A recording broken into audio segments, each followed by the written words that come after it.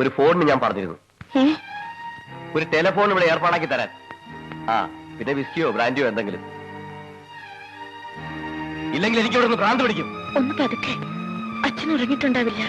ആരാ അത്?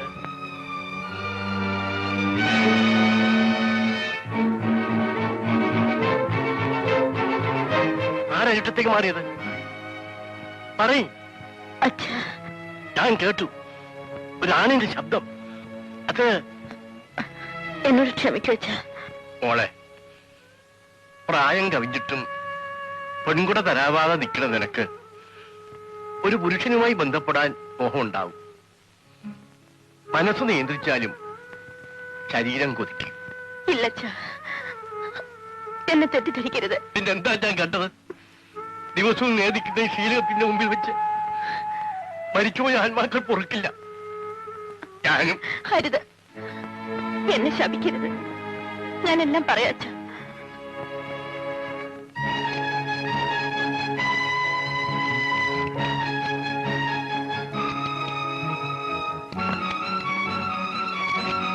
പറഞ്ഞാൽ ഒരിക്കലും സമ്മതിക്കില്ലെന്ന് കരുതിയ ഞാൻ അച്ഛനറിയാതെ നമ്മുടെ ഉണ്ണിയെ കൊന്നവരോട് പകരം വിട്ടാൻ വേറെ വഴിയില്ല. ഈ വഴി അപകടമല്ലയോ മോളെ? എനിക്കെന്തോ ഭയം തോന്നുന്നു. തിരുമേനി, നിങ്ങളെക്കാൾ കൂടുതൽ ഭയപ്പെടേണ്ടവൻ ഞാനാണ്.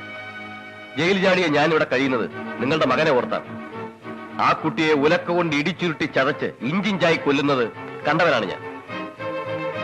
അവരെ തൂക്കിലേറ്റാൻ എന്റെ സഹായം നിങ്ങൾക്ക് ആവശ്യമില്ലെങ്കിൽ ഞാൻ പോകാം.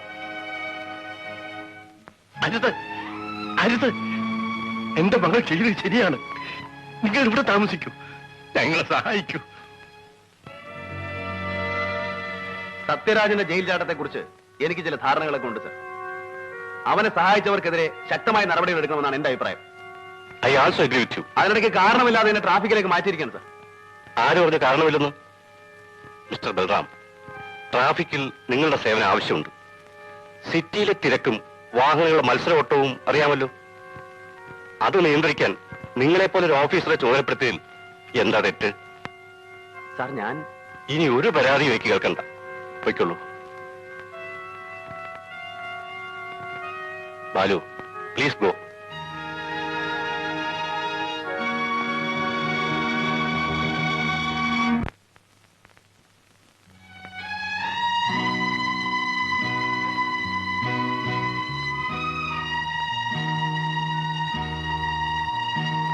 നമ്പൂര് പോണില്ലേ? പോയിക്കോളൂ.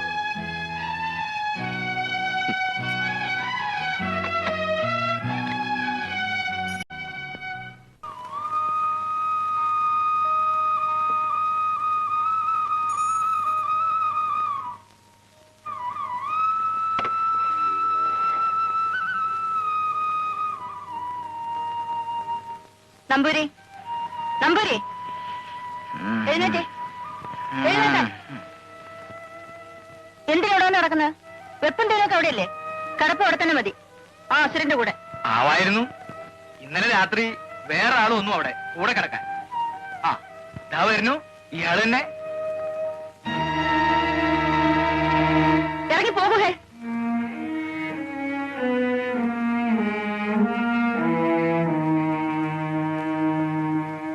ദേശവും ശകാരമൊക്കെ എന്റെ അടുത്തല്ലേ ഉള്ളൂ. ഇവിടെ വയ്യല്ലോ. ഇഷ്ടകാരിയല്ലേ? അമ്പലത്തിൽ നിന്ന് വരികയായിരിക്കും അല്ലേ? ഞാൻ അതെ. ആ പ്രസാദവുമായിട്ട് ഇങ്ങോട്ട് വരരുത്. ഈ ഉമ്മർത്ത് കയറരുത്. രാധേ, ഞാനും നീയും അങ്ങനെ കഴിഞ്ഞിരുന്നവരാണ്. എന്റെ ഉണ്ണി നിന്റെ കൂടി അനിയനാണെന്നാ ഞാൻ കരുതിയിരുന്നത്. അവനെ കൊലയ്ക്ക് കൊടുത്ത ദുഷ്ടന്റെ കൂടെ കഴിഞ്ഞിട്ട് ഇല്ല രാധേ, അദ്ദേഹം ഒരിക്കലും അത് ചെയ്യില്ല. നിനക്ക് അങ്ങനെ പറയാൻ ഒക്കൂ? പലതും ഞാൻ കേട്ടിരുന്നു നിന്നെ പറ്റി. എന്നാൽ ഇത്തരം ഒരു മനുഷ്യന്റെ കൂടെ നീ ഇല്ല. ഇനി നാം തമ്മിൽ കാണണ്ട. പോയിക്കോളൂ രാധേ. പോകാൻ പോകാം. അതിനു മുൻപ് എനിക്ക് പറയാനുള്ളത് കൂടി നീ കേൾക്കൂ. എനിക്കൊന്നും കേൾക്കണ്ട. കേൾക്കണം. കേൾപ്പിച്ചിട്ടേ ഞാൻ പോകൂ. പലപ്പോഴും ഞാൻ നിന്നോട് പറയാൻ ഒരുങ്ങിയതാ, കഴിഞ്ഞില്ല. ഒരിക്കൽ ഒരാളോടെങ്കിലും തുറന്നു പറയാതെ എനിക്ക് സ്വസ്ഥത കിട്ടില്ല. എനിക്ക് സ്വസ്ഥത കിട്ടില്ല രാധേ.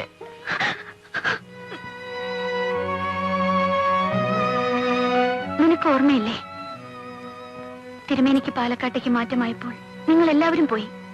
പിന്നെ ഞാനിവിടെ ഒറ്റയ്ക്കായി. എന്റെ പാർട്ട് ടൈം ജോലിയൊന്ന് സ്ഥിരമാക്കി കിട്ടാൻ ഞാൻ പലരെയും സമീപിച്ചിരുന്നു. കൂട്ടത്തിൽ ചന്ദ്രദാസൻ വലിയ നേതാവാ. ചന്ദ്രാജിന്ന് വിളിക്കും. അങ്ങേര് ശുപാർശ ചെയ്യാമെന്ന് പറഞ്ഞ എന്നെ തിരുവനന്തപുരത്തേക്ക് കൂട്ടിക്കൊണ്ടുപോയത്. എനിക്ക് വളരെ വേണ്ടപ്പെട്ടൊരു കുട്ടിയാണ്. ചെയ്യാൻ കഴിയുന്നതിന്റെ മാക്സിമം സഹായം ചെയ്തിരിക്കണം. ചന്ദ്രാജി പറഞ്ഞാൽ പിന്നെ ചെയ്തു കൊടുക്കാതെ പറ്റുമോ? അപ്പോ നിങ്ങൾക്ക് ചോദിക്കാനും പറയാനും ഒക്കെ കാണുമല്ലോ. I mean interview. 11:30 എനിക്ക് മിനിസ്റ്ററുമായി അപ്പോയിന്റ്മെന്റ് ഉണ്ട്. ഞാൻ റെസ്റ്റ് ഹൗസിൽ കാണാം. സീത പരിഭ്രമിക്കണ്ട. സുകുമാരൻ നായർ സ്വന്തം ആളായിട്ട് കണ്ടാ മതി. ഞാൻ ഇറങ്ങുന്നു. സർട്ടിഫിക്കറ്റ് എല്ലാം ഫയലിലുണ്ട്. അതൊന്നും എനിക്ക് കാണണ്ട. ഇതൊരു ലേസൺ ഓഫീസാണ്. കമ്പനിക്ക് താല്പര്യമുള്ള പല ഗസ്റ്റുകളും ഇവിടെ വരും. അവരെ കാര്യമായി സ്വീകരിക്കുക. വേണ്ടപ്പോ അവരെ ഒന്ന് എന്റർടൈൻ ചെയ്യുക. അതിനുള്ള യോഗ്യത കുട്ടിക്കുണ്ടെന്ന് ഈ ശരീരത്തിൽ എഴുതി വെച്ചിട്ടുണ്ടല്ലോ. എന്താ നിങ്ങൾ പറയുന്നത്? ചന്ദ്രാജ് നാട്ടിൽ നിന്ന് ഫോണിൽ വിളിച്ചപ്പോ ഞാൻ എല്ലാം വിശദമായി പറഞ്ഞിരുന്നു. പിന്നെന്താ ഒരു മനസ്സിലാകായിക? കണ്ടറിഞ്ഞു നിന്നാൽ അതിൻ്റെതായ മെച്ചമുണ്ടാവും. പരിഭ്രമിക്കണ്ട, ഇവിടെ വേറെ ആരുമില്ല.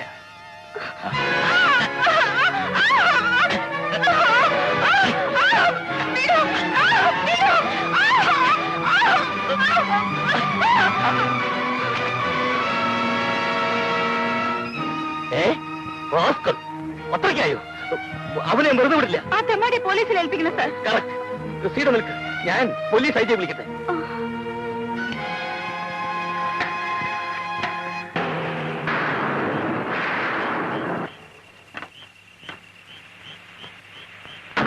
വാ.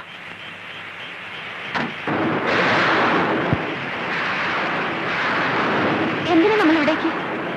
ഐ ജി കണ്ടേ?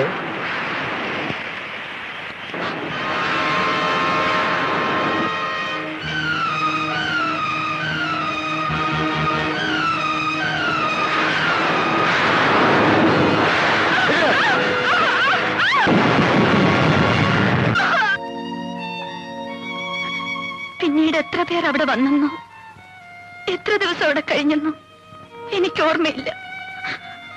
അതിനിടയ്ക്കാണ് അവിടെ പോലീസ് റെയ്ഡ് ഉണ്ടായത്.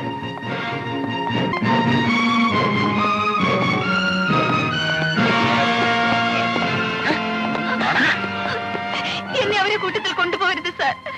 ഞാൻ ഒരു കുറ്റം ചെയ്തവളല്ല. ഓ പിന്നെ നീ മാത്രം ഒരു ശീലാവധി ആടിച്ചാൻ. സാർ, എന്നെ അവർ ചതിച്ചതാണ്. ഒരു ജോലി തേടി പുറപ്പെട്ട ഞാൻ ഇവിടെയാണ് എത്തിയതെന്ന് അറിഞ്ഞാൽ എന്റെ വീട്ടുകാർ സഹിക്കില്ല. ഞാനും നശിച്ചു. ഇനി അവരെ കൂടി ആത്മഹത്യക്ക്. എന്നെ രക്ഷിക്കണം സാർ, എന്നെ രക്ഷിക്കണം. പുറമേ ക്രൂരനാണെങ്കിലും അയാളുടെ ഉള്ളിന്റെ അലിവ് ഞാൻ അന്ന് മനസ്സിലാക്കി. എന്നോട് ആ മനുഷ്യൻ ദയ തോന്നി. നിന്റെ വീട് എവിടാ? കോഴിക്കോട് അടുത്ത് മുക്കം. വണ്ടിക്കൂലി കഴിച്ച് ബാക്കി ചില്ലറ ചെലവിന് കാണും. ഇനി നിന്നെ ഈ സിറ്റി കണ്ടുവരുത്. പോ. മടങ്ങിപ്പോകാൻ പറയാൻ എളുപ്പമാണ്, പക്ഷേ എങ്ങനെ? ആത്മഹത്യ വരെ ഞാൻ ആലോചിച്ചു. അതൊന്നിനും പരിഹാരമാവില്ലല്ലോ. എല്ലാം നഷ്ടപ്പെട്ടവളായിരുന്നു ഞാൻ. എങ്കിലും എന്റെ ശരീരത്തിന് വില കിട്ടുമെന്ന് ഞാൻ മനസ്സിലാക്കി. അതുകൊണ്ട് എന്റെ കുടുംബം പുലർന്നു. സീതേ, ഇന്ന് ഞാൻ ആ തൊഴിൽ നിർത്തി. അതിന് കാരണം ഈ മനുഷ്യനാണ്. ചെയ്യാത്ത കുറ്റത്തിന് ശിക്ഷ ഏറ്റുവാങ്ങിയ അങ്ങേരുടെ വേദന ഞാൻ അറിഞ്ഞിട്ടുണ്ട്. നീ വിശ്വസിച്ചാലും ഇല്ലെങ്കിലും ശരി, എനിക്ക് ഉറപ്പാണ് അയാൾക്കൊരു ജീവിയെയും കൊല്ലാൻ കഴിയില്ല.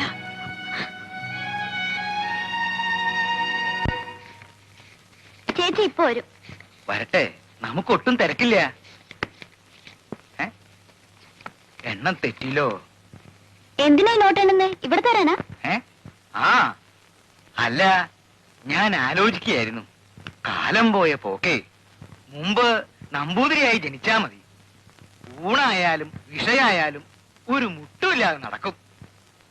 അന്നുള്ളവർക്ക് സന്ധ്യയാവുമ്പോ പാനീസും കത്തിച്ച് ഇറങ്ങേ വേണ്ടു. കോവിലകത്തെ തമ്പരാട്ടികൾക്ക് കൂട്ടിരിപ്പ്, നാട് നീള സംബന്ധം, രാവും പകലും ഇരിക്കപ്പുറത്ത് ഇല്ലാത്ത അഭ്യാസം തന്നെ. കുട്ടി പറഞ്ഞാ വിശ്വസിക്കില്ല, എനിക്ക് ഇതുവരെ ഒന്നും തരായിട്ടില്ല. എന്താ നിങ്ങൾ പറയുന്നേ? ഇവിടെ വന്ന് കുട്ടിയെ കണ്ടപ്പോ സംശയായി, ആരോടാ പറയേണ്ടതെന്ന്. ഏതായാലും ഇന്ന് മൂത്ത ആളെ ഉദ്ദേശിച്ചാ വന്നത്. ആ, ഞാൻ കുളിക്കായിരുന്നു തിരുമേനി. വിശേഷായി, ശുദ്ധായല്ലോ. ഞാൻ കാലത്ത് തിരുവാച്ചലിൽ പോയി വിസ്തരിച്ചു കുളിച്ചു, കൃഷ്ണന്റെ അമ്പലത്തിൽ തൊഴുതു. ഞാൻ പോവാച്ചി. സാറ അയച്ചാണോ തിരുമേനി? ഏയ്, ഞാൻ അങ്ങനെ കാപ്പി എടുക്കട്ടെ? അതൊക്കെ കഴിഞ്ഞിട്ട് മതി, നന്ന ക്ഷീണുണ്ടാവൂലോ. അപ്പോ എന്ത് കഴിയാൻ? ആദ്യം ഇതങ്ങോട്ട് വാങ്ങിക്കൂ. എന്താ ഇത്? നാടാടിയാണേ, അപ്പൊ പിന്നെ പ്രതിഫലം എന്ന് പറയാൻ വയ്യ, ഒരു ദക്ഷിണയായിട്ട്. തിരുമേനി, ഇനി താമസിക്കരുത്, എന്റെ ഉടല് വിറക്കണു. വിടാൻ വിടാൻ. വയസ്സ് പോരായിട്ടാണോ എന്ന് വെച്ചാൽ ഞാൻ പിന്നെ ഇറങ്ങിപ്പോണം. ഇറങ്ങിപ്പോകാൻ. അതെന്താ അങ്ങനെ? പാവമാണ് തിരുമേനി. ആ പോലീസ് ഇൻസ്പെക്ടർ അടക്കം നാടൊട്ടു പോവാല്ലേ? ഒന്നില്ലെങ്കിൽ ഞാനൊരു ബ്രാഹ്മണനല്ലേ? ബ്രാഹ്മണന്റെ മഹത്വം എന്നോട് പറയരുത് തിരുമേനി. ഊട്ടുപരയിൽ ഊൺ പണവും കൊടുത്ത് ബ്രാഹ്മണനെ സൽക്കരിച്ച ഒരു കോവിലകത്താൻ ഞാനും ജനിച്ചത്. എന്റെ അച്ഛനും ഒരു നമ്പൂതിരിയായിരുന്നു. നേമടിയും മാലിക്കാനും പോയി, നാലുകെട്ടിൽ പട്ടിണിയായപ്പോൾ എന്റെ അമ്മയുടെ സംബന്ധക്കാരനും പോയി എന്റെ 7ാം വയസ്സിൽ. പിന്നീട് ഞാൻ എന്റെ അച്ഛൻ തിരുമേനിയെ കണ്ടിട്ടില്ല. എടവണ്ണ പാലൂര് മനയ്ക്കൽ കിടന്ന് ഈടെ അങ്ങേര് നരകിച്ച് ചത്തെന്ന് ഞാൻ കേട്ടു. എന്റെ ഇല്ലത്തോ? അപ്പൊ കുട്ടി കുറ്റല്ല, നാടിനേളെ സംബന്ധമായിട്ട് നടന്ന നിങ്ങളുടെ കാരണവന്മാർക്ക് എവിടെയൊക്കെ കുട്ടികളുണ്ടായെന്ന് അറിയൂ. സ്വന്തം മക്കളെ പോലും അവർ വ്യഭിചരിച്ചു കാണില്ല തിരുമേനി. എന്റെ ഈശ്വര, ശിവ ശിവ. വെറുതെ അല്ല, കുടുംബത്തോടെ മുടിഞ്ഞു പോയത്. കുട്ടി എന്നോട് ക്ഷമിക്കൂ, ഞാൻ അറിയാതെ. എനിക്കറിയാം തിരുമേനി, സ്വജാതിയിൽ എന്റെ അച്ഛന് പിറന്ന 6 പെൺമക്കൾ ആ മനയിൽ ഇപ്പോഴും ഉണ്ടെന്ന്.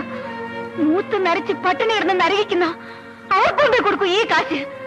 വ്യഭിചരിക്കാനല്ല, ഒരു നേരത്തെ ആഹാരത്തിന് ഈ അപ്പൻ നമ്പൂതിരിയുടെ ദാനമായിട്ട് റേഷൻ അരി വാങ്ങിക്കാൻ.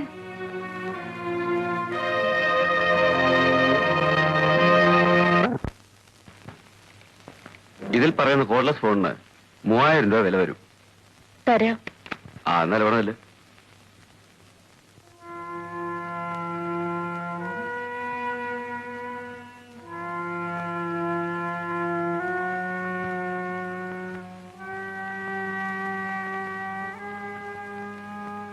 നീ ഏതാ മോളെ? നിന്റെ ഇവിടെ കണ്ടിട്ടില്ലല്ലോ. പ്രൈവറ്റ് ടാക്സി ആവും. നമ്മുടെ ജെയിംസിന് ഇപ്പൊ ഇറക്കിപ്പോയ വണ്ടിയാ. ആണോ? കൊള്ളാമല്ലോ.